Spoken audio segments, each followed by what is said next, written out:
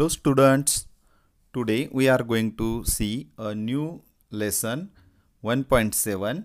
Are you a die kid from standard 6th? I am very happy to teach you this lesson because this lesson will give you new ideas, new techniques of living life. So it is very important to learn this chapter. मित्रांनो, तुम्हाला निश्चितपणे जीवन जगण्यासाठी मार्गदर्शक अशी तत्व, मार्गदर्शक अशा गोष्टी शिकवण्याचा प्रयत्न करणार आहे. म्हणून हा धडा तुमच्या लर्निंग सिस्टीममध्ये अतिशय महत्त्वाचा आहे.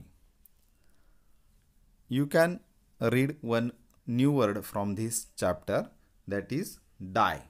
D-I-Y. Die. You can see here the meaning of die is do it yourself. मित्रांनो, जीवन जगत असताना आपण बऱ्याच अशा गोष्टी असतात की त्या आपण स्वतः करू शकत असतो, परंतु आपण त्या गोष्टींसाठी मुद्दाम वेळ काढत नाही आणि आपण त्या गोष्टी दुसऱ्यांना करायला लावतो. म्हणून आपण कोणत्या गोष्टी आहेत त्या की ज्या आपण आपल्या करू शकतो अशा गोष्टी आपण इथून पुढे स्वतः करणार आहोत. After learning this lesson we will try all these techniques, all these stories to make ourselves. Okay, so first of all I am going to read whole passage, then I will discuss this passage with you. Okay, so I am starting now, you can follow me. Okay, when you were very young, your parents or other grown-ups did everything for you. They fed you, washed you, dressed you, and took you around. But things must have changed since then. Now that you are nearly 11, you must have learned to do many things all by yourself. Now you are a do it yourself die kid, right? Here is a list of some things an 11-year-old child should be able to do. And never mind if you can't do some of these things as yet. There is a whole year for you to learn these things. You will enjoy them. So let's begin our count.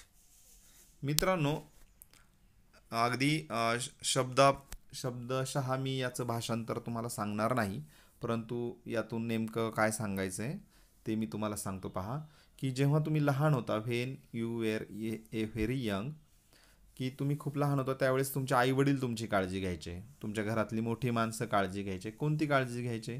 दे फेड you, washed you. आता यामध्ये काही नवीन शब्द असतील तर तुम्ही डिक्शनरीचा वापर करून त्याचे अर्थ शोधायचे आहेत. मी खूप कमी शब्दांचे अर्थ सांगणार आहे because it is your responsibility to collect new words from the lesson and try to make list of those new words in your notebook. Okay, but things must be have changed since then. परंतु आता काय झालं, तेव्हापासून जेव्हा तुम्ही लहान होतात त्याच्यानंतर हळूहळू मोठे होत गेलात आणि नंतर काय झालं, बदल होत गेले. Now that you R nearly 11, आता तुम्ही जवळजवळ 11 ते 12 वर्षांचे आहात, जवळजवळ 11 वर्षांचे आहातच सर्वजण. You must have learn to do many things all by yourself. आता बऱ्याच गोष्टी तुम्हाला स्वतः करता यायला हव्यात. Now you are a do it yourself, म्हणजे तुमचं तुम्ही करा असे प्रकारचे तुम्ही मुलं झाले आहात. त्यालाच म्हणायचं DIY kid, DIY. Here is a list of some things and 11-year-old child should be able to do. की बा प्रत्येक 11 वर्षाच्या मुलानं करावं अशा काही गोष्टींची यादी या ठिकाणी दिलेली आहे. ती तुम्ही म्हणजे करायचीत कामं, अशा सर्व कामांची यादी आपल्याला या पाठामध्ये पाहिजे आहे. And never mind if you can't do some of these things as yet. जरी तुम्हाला आतापर्यंत काही कामं यातली येत नसतील तरी काय ते मनावर घेऊ नका. कारण की आता इथून पुढचं वर्ष जे आहे, आता हा लॉकडाऊनचा पिरियड आहे, याच्यानंतरचा येणारा जो काही वर्ष आहे, तर या वर्षामध्ये आपण या सर्व गोष्टी शिकणार आहोत. You will enjoy them. तुम्हाला निश्चितच त्या गोष्टी शिकताना खूप आनंद होईल, मजा येईल. So let's begin our count. ठीक आहे, आपण आता कामं कोणती कोणती ती पाहू. First one is here. Can you take care of your personal hygiene. सगळ्यात महत्त्वाचं की तुम्ही तुमच्या पर्सनल हायजीनची काळजी घेता का, तुमचं स्वतःचं आरोग्य तुम्ही किती सांभाळता पाहूया. I trim my nails regularly. Do you. मी माझी नखं काढतो, तुम्ही काढताय का नखं नियमितपणे. ठीक आहे. I take a wash on my own. A proper wash. I remember to wash behind my ears, underarms, elbows, knees, etcetera. Do you. आता या ठिकाणी काय विचारले की मी माझी आंघोळ स्वतः करतो. A proper wash. हां, अगदी व्यवस्थित मी काय करतो, माझी आंघोळ करतो. I remember to wash behind my ears. मी माझ्या कानामागे स्वच्छ धुतो, वॉश करतो. Under arms, काखेमध्ये. एल्बोज, माझे कोपर, गुडघे, knees, etcetera. And I use enough water. मी किती पाणी वापरतो. इनफ, पुरेसं पाणी वापरतो. Not more not less. खूप अधिक पण पाणी वापरायचं नाही, खूप कमी पण पाणी वापरायचं नाही. I can oil and comb my hair on my own. पहा, मी माझ्या केसांना तेल लावू शकतो आणि मी त्यांचा भांगही पाडू शकतो. Comb my hair on my own म्हणजे स्वतःचे स्वतः. I can wash and dry my hair on my own. मी माझे केस स्वतः धुतो किंवा आणि सुकवतो पण. ठीक आहे. या ठिकाणी 2 कॅरेक्टर आलेले आहेत. बिट्टू आहे आणि हा दुसरा पण आहे छोटू. तर ते काय म्हणतात पहा. I know you can do it too. मला माहीत आहे तुम्हाला सुद्धा हे येऊ शकतं. You can do it. But do you do it. परंतु खरंच तुम्ही करता का हे सगळं. Or do you still depend on your mother. का तुम्ही अजून पण स्टील म्हणजे अद्याप, तुम्ही अजून पण तुमच्या आईवरच डिपेंड आहात का, अवलंबून आहात का, हे ते तुम्हाला विचारत आहेत. ठीक आहे. चला पुढचे काम पाहूया आपण. Do you take care of your clothes. Clothes म्हणजे कपडे. तुम्ही तुमच्या कपड्यांची कशी काळजी घेता पाहू आपण. I can even wash my own clothes when necessary. I wash my undergarments every day. पहा, आय कॅन आपण सविस्तर समजून घेऊ. I can even wash my own clothes. मी स्वतःचे कपडे स्वतः धुतो. व्हेन नेसेसरी, जेव्हा मला गरज असते त्यावेळेस. हां. I wash my under garments. आपली अंतर्वस्त्र, आपण अंडरविअर, बनियन जे वापरतो ते सुद्धा आपण स्वतः धुतले पाहिजेत. धुतो. तर तुम्ही सुद्धा सुरुवात करायला पाहिजे. आता हा धडा झाल्यानंतर तुम्ही यातली किती कामं स्वतः करता याचं आपण आढावा घेणारच आहोत. पहा पुढे. I don't stack up used and soiled clothes. I don't stack up used and soiled clothes म्हणजे मी वापरलेले जे कपडे असतात, यूज्ड म्हणजे वापरलेले आणि सॉइल्ड मळलेले कपडे, त्यांचं मी ढीग घालून ठेवत नाही. थोडक्यात स्टॅकअप म्हणजे ढीग लावणे, एकावर एक ठेवून देणे. तसे आपण काय करतो, मी शर्ट काढला, वापरला, तो दिला दोरीवर टाकून, तर मग त्यांचा ढीग साचत जातो. पुढे काय म्हटलंय. I put them in the washing bucket on time. मी वेळच्या वेळी तो धुवायला टाकतो वॉशिंग बकेटमध्ये. I brush or scrub the soiled parts with soap. मी काय करतो, माझे जे कपडे असतात मळलेले किंवा मातीचे डाग पडलेले, ते आधी काय करतो, मी ब्रश करतो आणि स्क्रब करतो. म्हणजे त्याच्यावरची धूळ मी झटकून टाकतो ब्रशने. जर तुम्ही माती लागलेली असेल तर ती आधीच धुण्याच्या आधी निघून जाते. I add them to the washing pile. आणि नंतरच मग मी काय करतो, ते कपडे वॉशिंग पाईल जे असतं त्याच्यामध्ये ते कपडे भिजू घालतो. पुढे पहा. I can hang the clothes neatly. मी माझे कपडे व्यवस्थित वाळू घालतो किंवा त्या व्यवस्थित ठेवून देतो. विदाऊट क्रिसेस म्हणजे घड्या न पडता, त्यांना घड्या पडू देत नाही. टू ड्राय वाळायला घालणे.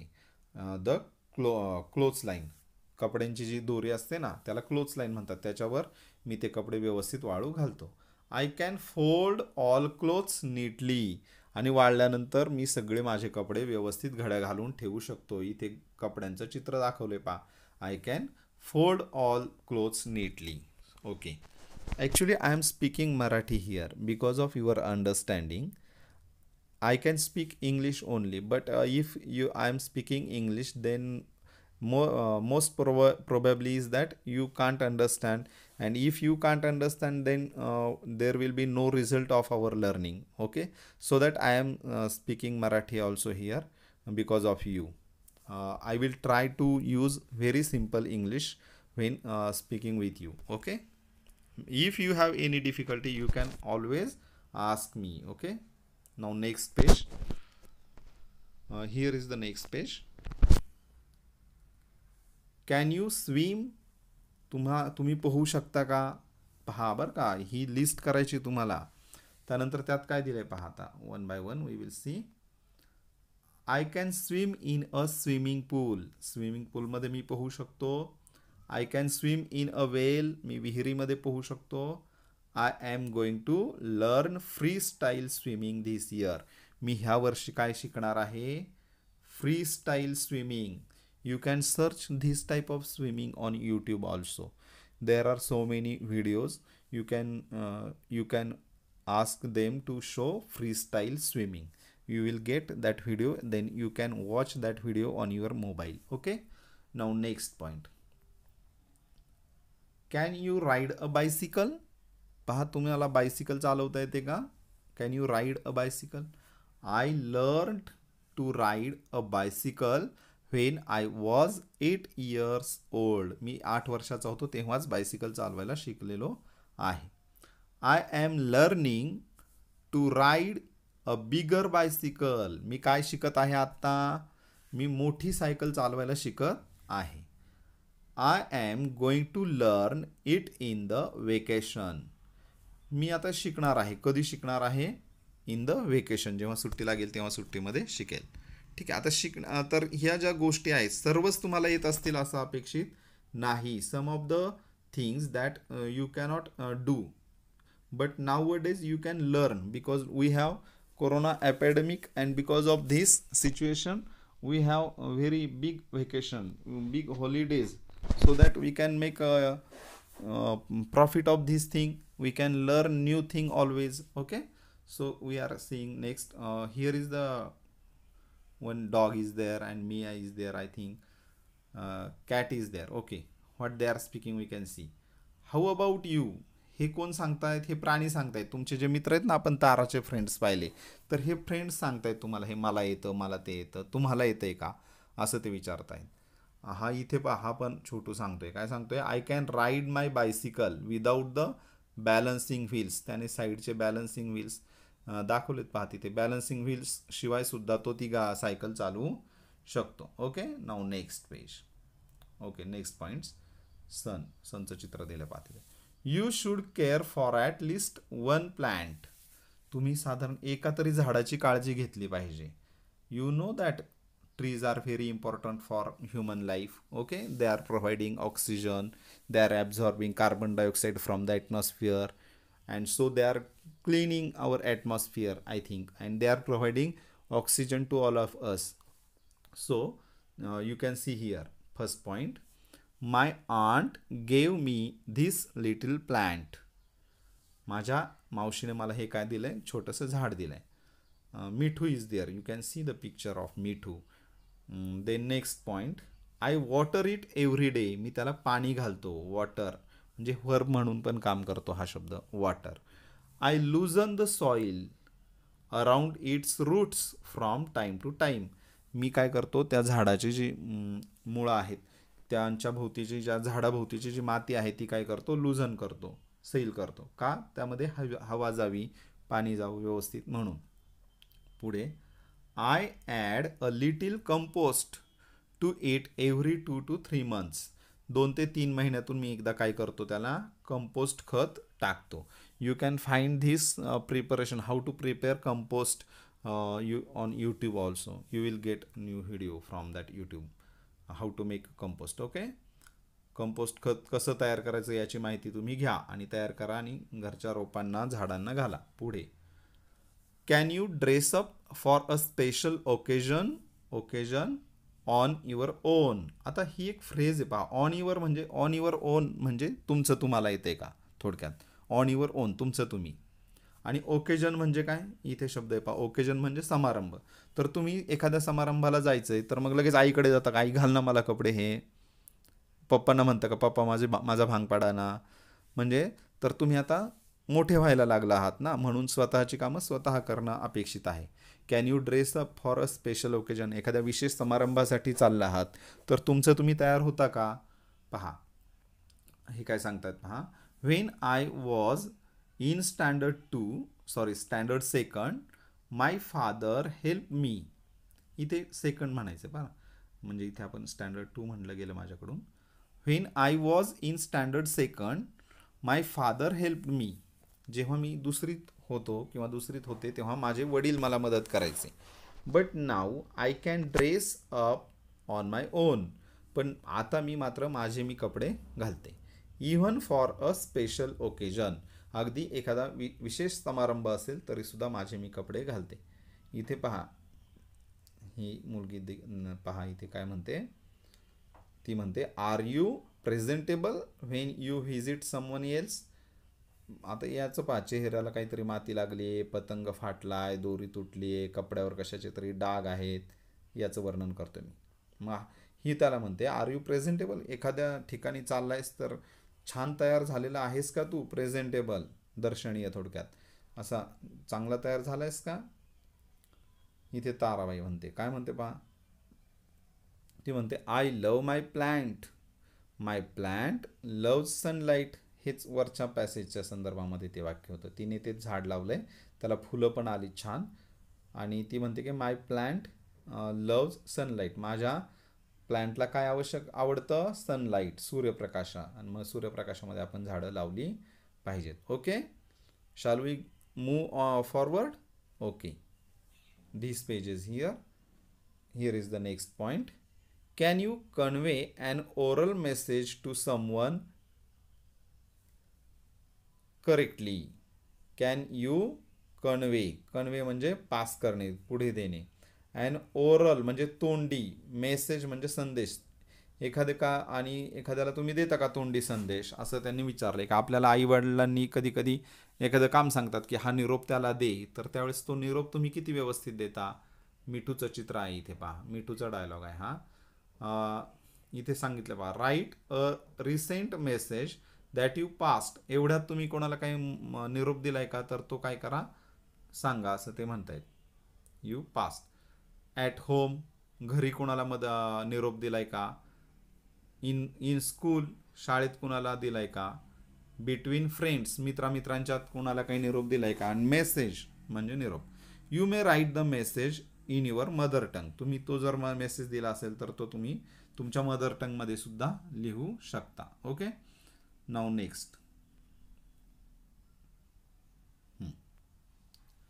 You must know how to, 1 minute, how to sew. Okay, here is the line. Okay, you must know how to sew. Here I am reading. sew म्हणजे शिवणे थोडक्यात. सुई दोरा घेतो आपण आणि सुई दोऱ्याने जे शिवतो तर त्याला इथे शब्द दिलाय पहा, इथे SEW. तर बऱ्याचदा याचा उच्चार सिव असा केला जातो, परंतु त्याचा उच्चार खरा मी पाहिला याच्यावर डिक्शनरीमध्ये, तर त्याचा सौ असा उच्चार केलेला आहे. ब्रिटिश आणि अमेरिकन जे फोनेटिक्स आहे त्याच्यामध्ये सौ असा उच्चार केलेला आहे. I can thread a needle म्हणजे सुईमध्ये दोरा होऊ शकतो मी. त्यानंतर I put a knot in the thread when I string flowers or beads in it. मी जेव्हा फ्लावर्स, फुलं आणि मणी त्याच्यामध्ये ओवतो त्यावेळेस काय करतो, दोऱ्याला गाठ मारू शकतो. नॉट इथे शब्द आहे KNOT. नॉट म्हणजे गाठ, स्ट्रिंग म्हणजे ओवणे. ठीक आहे. Next page, next point here. I can make these stitches. Stitches म्हणजे टाका. आपण सुई दोऱ्याने टाका घालतो ना, त्याला म्हणतात टाका घालणे. ठीक आहे, स्टिचेस. आता ते टाक्याचे प्रकार असतात वेगळे वेगळे, त्या या ठिकाणी आपल्याला दाखवलेत पहा. बॅक स्टिच म्हणजे सुई पाठीमागे घेऊन पुन्हा तो दोरा वर काढायचा, त्याला म्हणायचं बॅक स्टिच. इथे रनिंग स्टिच, धाव टाका की पुढं पुढे शिवत चालायचं, त्याला म्हणायचं रनिंग स्टिच. त्यानंतर पुढचा पॉईंट आहे पहा. I can sew up a tear in my clothes. माझे कपडे जर फाटले असतील तर मी ते शिवू शकतो. I can even sew a button. मी आताच बटन शिवलं आहे. बटन शिवू शकतो, थोडक्यात कपड्याला बटन लावू शकतो. There is a stitch called buttonhole stitch. हा बटन होल स्टिच पण एक प्रकार आहे त्यातला. तर तो तुम्ही काय करताय, ह्या गोष्टी सर्वच आपल्याला इथे व्हिडिओमध्ये दाखवणं शक्य आहे, परंतु you can find your responsibility to learn new things. I am telling you again and again because nowadays teachers not present in front of you, so I am trying to give you idea about learning. Okay, so it is important that you can find the material on YouTube also, or you can call me to get the information or to get the video also. So now next point here, hem stitch is there. Once hem हाही टाका आहे पहा एक त्या पद्धतीचा, ते चित्रात दाखवलंय. त्यानंतर ही मुलगी सांगते पाहिजे, I made a simple bag. तिने ही छोटीशी पिशवी तयार केलेली आहे. हा एक पॉईंट राहिला वाचायचा. Once I made a handkerchief by sewing chief. Handkerchief means हातरुमाल. You can see here handkerchief by sewing the edges of a square piece of cloth. एक चौरस आकृती जर कापड घेतलं आणि त्याच्या कडा जर शिवल्या तर तुम्हाला त्याचा रुमाल तयार होऊ शकतो. तुम्ही रुमाल तयार करू शकता. Okay, so I would like to say special thanks to all of you for watching my video. Here we are going to stop to learn this session. In next part we will meet there. For this lesson we are making two parts. We have divided this lesson into two parts. In second part we will see next page, and also we will see assignment of that lesson also. Okay, I think you all understood my teaching very well. Don't forget to subscribe my channel. Okay, thank you all of you once again.